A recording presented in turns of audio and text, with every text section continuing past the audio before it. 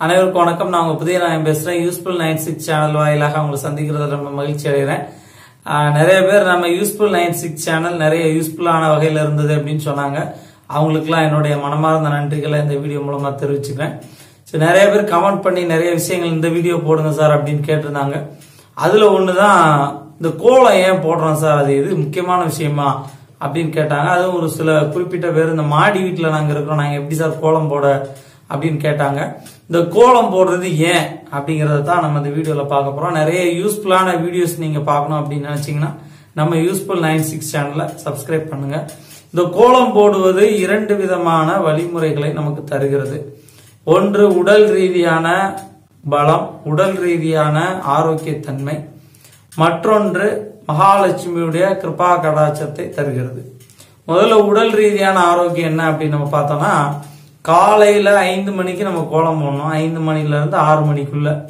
அப்போ பிரம்ம முகூர்த்த வேலைன்னு சொல்லப்படுற வேலையில நம்ம வாசல் பகுதியில வந்து கோலம் போடுறப்போ குனிந்து அந்த வயிறை நம்ம அழுத்துறதுனால இந்த பிராண ஓட்டம் நல்லா நமக்கு கிடைக்குது.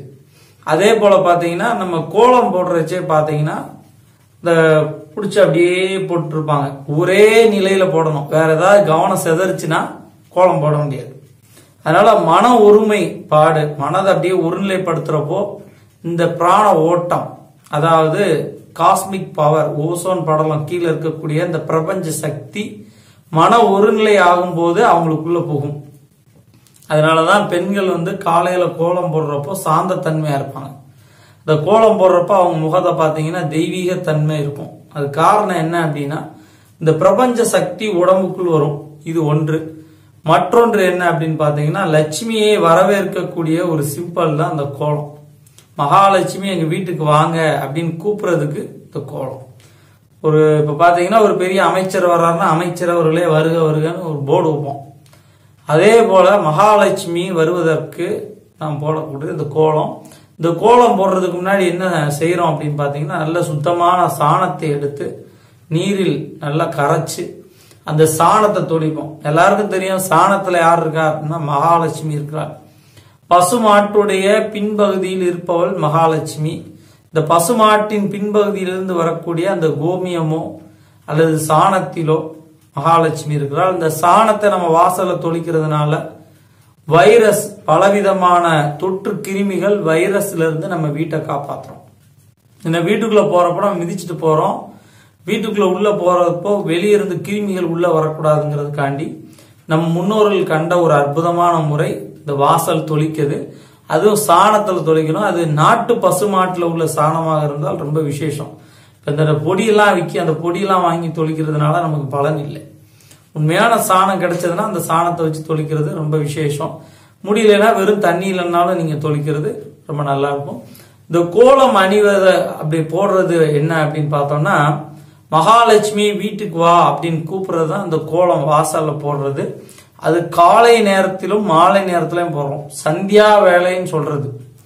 சந்தியா வேலை அப்படின்னா இரவும் பகலும் சந்திக்கக்கூடிய சந்தி வேலை, அது சந்தியா வேலை.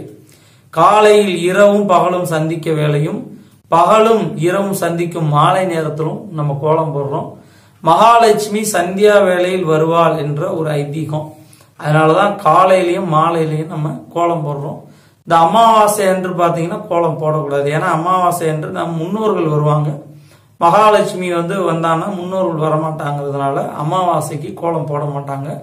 இந்த கோலம் போட போட என்ன ஆகும்னா, நமக்கு நல்ல ரத்த ஓட்டம், பிராண சக்தி ஏற்படும்.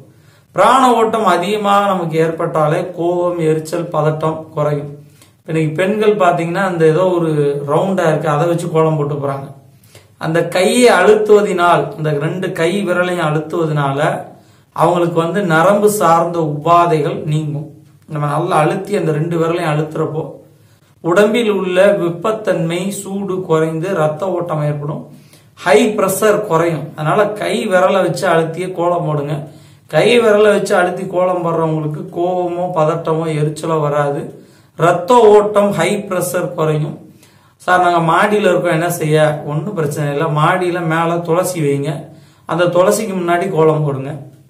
ஒரு சின்ன தொட்டியிலையோ அல்லது ஒரு உடைந்த மண் பானங்களிலேயோ அல்லது இந்த இப்போ பிளாஸ்டிக்லேயே விற்கிறாங்க செடி வளர்ப்பதற்கு அந்த மாதிரி ஒரு பை வாங்கி அதில் கொஞ்சம் மண் போட்டு துளசி வைங்க. அந்த துளசிக்கு முன்னாடி கோலம் போட்டு மகாலட்சுமி வீட்டுக்கு வரணும்னு வேண்டுங்க. இது மாடியில் உள்ளவங்களுக்கு. கீழே இருக்கக்கூடிய வீடாக இருந்தால் நல்ல ஒரு விஷயம், வாசல்ல கோலம் போடுங்க. வாசல்ல கோலம் போடுறது ரொம்ப ரொம்ப புண்ணியம். இந்த வாசல்ல கோலம் போடுறச்சே தெய்வ உருவ படங்களை போடக்கூடாது. ஏன் இப்படி போடக்கூடாது அப்படின்னா, இப்போ யாராவது வர்றாங்கன்னா சாமி படம் இருக்குன்னா அவங்க கவனிச்சுட்டு வந்தாதான் போச்சு. கவனிக்காம வந்துட்டாங்கன்னா அதை மிதிச்சுட்டு வந்துருவாங்க. கிருஷ்ணரோ சிவனோ இது மாதிரி கோலங்கள்லாம் வாசல்ல போடாதீங்க. ஏதாவது புத்தகத்திலோ அல்லது ஏதாவது போர்ட்லயோ வரைங்க, இல்ல அழகா ஒரு சார்ட்ல வரைஞ்சு தொங்க விடுங்க. இப்போ கிருஷ்ணர் கோலத்திலே வரைஞ்சு தொங்க விடலாம், சிவன் கோலத்திலே வரைஞ்சு தொங்க விடலாம். வாசல் பகுதியில இந்த மாதிரி தெய்வீகமான கோலங்களை போடாதீங்க. டிசைனான விஷயங்கள் போடுங்க. மகாலட்சுமி கிருபா கடாட்சம் கிடைக்கணும்னு நினைச்சிட்டே போடணும். சில பேர் பாத்தீங்கன்னா கோலம் போடுறப்ப பக்கத்து வீட்டுக்காரம்மாவோட பேசிக்கிட்டே போடுவாங்க. இந்த அங்க அப்படியாம்ல, இங்க இப்படியாம்ல அப்படின்னு, இல்லை சீரியல் டிவி சீரியலை பத்தி செம்பருத்தியில இப்படி நடந்ததாம்ல அப்படி பேசிக்கிட்டே போடுவாங்க. இப்படி பேசிக்கிட்டே போட்டீங்கன்னா நல்லது இல்லை. மகாலட்சுமி நினைச்சிட்டே எங்க வீட்டுக்கு மகாலட்சுமி அனுக்கிரகம் பெறணும், மகாலட்சுமி எங்க வீட்டுக்கு வரணும் அப்படின்னு வேண்டிக்கிட்டே போடணும். அப்படி வேண்டிக்கிட்டே போட்டீங்கன்னா மகாலட்சுமி அனுக்கிரகம் கிடைக்கும். நீங்க நிறைய யூஸ்ஃபுல்லான வீடியோஸ் பார்க்கணும்னு நினைச்சீங்கன்னா நம்ம யூஸ்ஃபுல் 96 சேனலை சப்ஸ்கிரைப் பண்ணுங்க.